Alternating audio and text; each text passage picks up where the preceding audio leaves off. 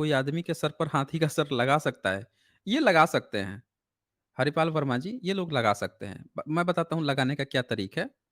मुँह खोलना है और शब्द गपोड़ना है कि गणेश का सर जो है वो हाथी का लगा दिया गया, बस लग गया।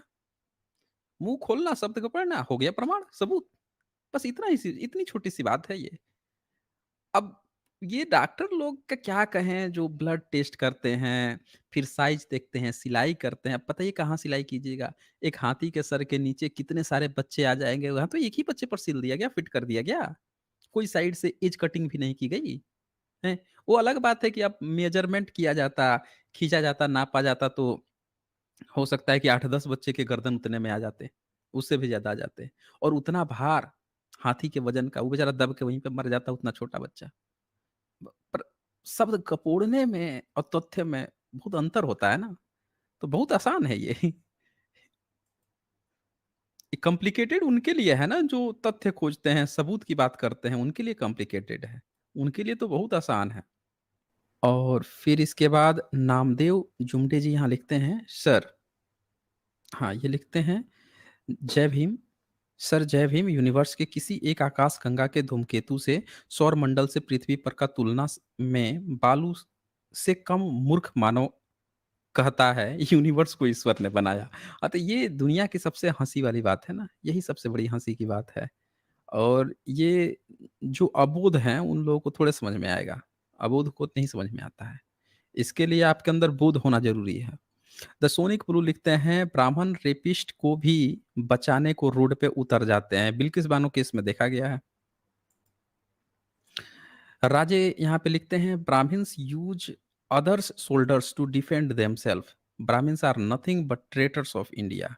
हाँ, ये बिल्कुल आपका एक जो स्टेटमेंट है ना कि ये डिफेंड करने के लिए दूसरे का कंधा लेते हैं, बिल्कुल सही कहा है आपने, मैं बिल्कुल सही हूँ, इस पर सहमत हूँ।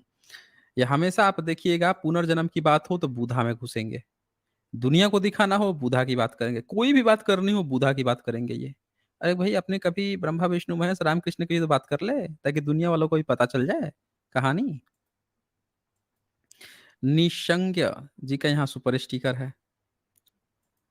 और इसके बाद से राजे जो हैं वो लिखते हैं, वेस्टर्न हिस्टोरियन से what is India, it is nothing but the battle between Buddhism and Vedic religion, now we know it is utterly true based on archaeological evidence.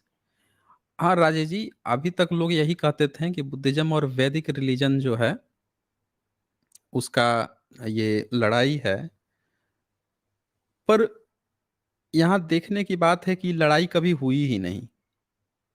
ये जो है, जब जिसका राज था उसका राज था, फिर किसी दूसरे ने उस पर बैठ के उसमें घुसा, लड़ाई थोड़े किया, घुसा, घुस के उसको अंदर से खोखला किया, फिर उसकी एक ब्रांच बनाया, फिर कई ब्रांच बनाया, उस पर बैठ गया, ये किया।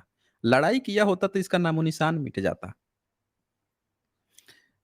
ब्रह्मनिज़्म में इतना दम नहीं था, गट्स नहीं था कि ये फाइट कर पाते हैं कि बुद्धिस्ट से, कभी नहीं फाइट कर सकते थे। दुनिया के किसी भी रिलीजन में दम नहीं था जो फिलॉसफिकल रूप से बुद्धिज़्म से फाइट कर, सब नतमस्तक थे। किसी ने ईश्वर अल्लाह गॉड को आगे कर दिया, किसी ने तलवार आगे कर दिया, सबने यही किया है। फिलॉसफिकल रूप से किसी ने भी फाइट इनसे नहीं जीती थी, बुद्धिज़्म से, बुद्धा से। ये यूनिवर्सल ट्रूथ है।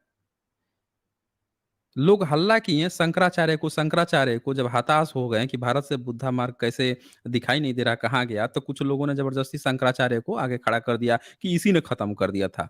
ये सेना बना के वो सब फर्जी किताब शंकर दिग्विजय लिख के। लेकिन उसका भी सारे स्कॉलर जो हैं खाल खींच दिए हैं कि नहीं, वो सब फर्जी था। शंकराचार्य को तो खुदे बुद्धिज़्म नहीं पता था, हैं? वो तो बुद्धिज़्म की 4 शाखा जो थी उसी को सही से नहीं समझ पाया था। इस पूरा खाल खींच दिया जापानी स्कॉलर्स ने। तो कहाँ से वो खत्म कर देगा? तो ये समझ जाइए कि ये लड़ाई कभी हुई ही नहीं थी। ये पंचमंगिया बन के घुसे बुद्धिज़्म में, खोखला किए और फिर बाद में उस पर बैठ गए ऊपर। समझ रहे हैं ना? उस पर ऊपर जाके बैठ गए। लड़ाई किए होते तो इनकी इनकी सभ्यता नामो-निशान खत्म हो जाता फिर। भारत में इतने सारे विदेशी आए जो जीत गए थे। शक आए, हूण आए, कुषाण आए, उनका नामो-निशान खत्म हो गया। आज वो भारतीय बन गए हैं। पूछ लीजिए ना, जाके खोज लीजिए आज कौन है भारत में शक, हूण, कुषाण। सभ्यताएँ खत्म हो गई भारत में। जो बुद्धिज़्म से टकराया उसकी सभ्यताएँ खत्म हो गई। ये हकीकत है, इसे कोई वो नहीं टाक सकता है। लेकिन यहाँ याद रखिएगा, यहाँ जीतने वाला खत्म हुआ। इस्लाम ने तो जीत कर लोगों का वहाँ का कल्चर, रिलीजन खत्म किया, तलवार के दम पे खत्म किया। लेकिन बुद्धा जो हैं या बुद्धिज़्म जो हैं, इस पर जीतने वाला भी अपना सब चीज़ खत्म कर दिया खुद से। अब बुद्धा को एक्सेप्ट कर लिया। ये दुनिया का सबसे अजूबा चीज़ें देखने को मिलता है यहाँ पे।